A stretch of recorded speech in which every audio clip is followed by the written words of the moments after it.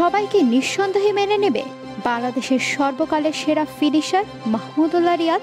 কেউ কেউ হয়তো এতদিন মেনে না নিল শ্রীলঙ্কার বিপক্ষে টি-20 বিশ্বকাপে রোমাঞ্চকর একটা জয় এনে দেওয়ার পর মাহমুদুল্লাহর বিষয়ে কারো মাঝে কোনো সংশয় থাকার কথা না। পরিসংখ্যানও প্রমাণ দেয় মাহমুদুল্লাহ দেশসেরা ফিনিশার। চলতি বছরের টি-20 ম্যাচগুলো যদি অনুসরণ করা হয়, দেখা যায় রিয়াদ 8 থেকে 20 ওভার পর্যন্ত সময়ে 105 বল খেলে করেছেন 142 রান।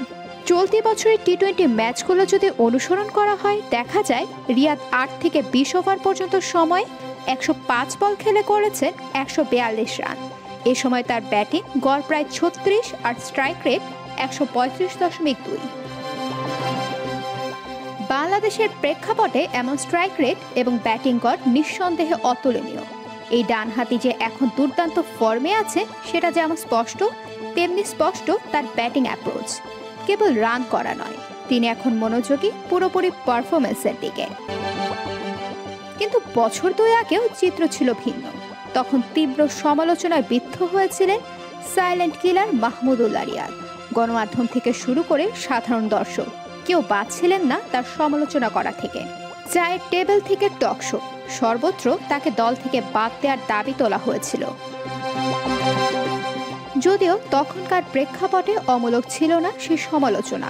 যে পরিসংখ্যানে 2024 সালে এই তারকাকে ইনফর্ম ভাবা হচ্ছে, সে একই পরিসংখ্যানে 2021 সালে মোট 26 বার 8 থেকে 20 ওভারে ব্যাট করেছেন তিনি।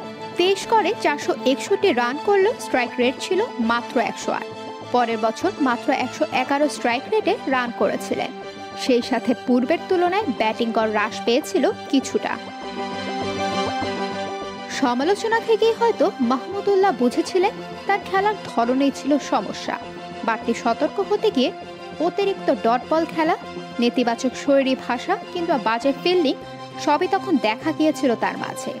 যদিও স্বস্তির বিষয়, তিনি এসব সমালোচনা গ্রহণ করে নিজেকে নিয়ে কাজ করেছেন। সেটারই বাস্তব ফল পেল টিম টাইগার্স।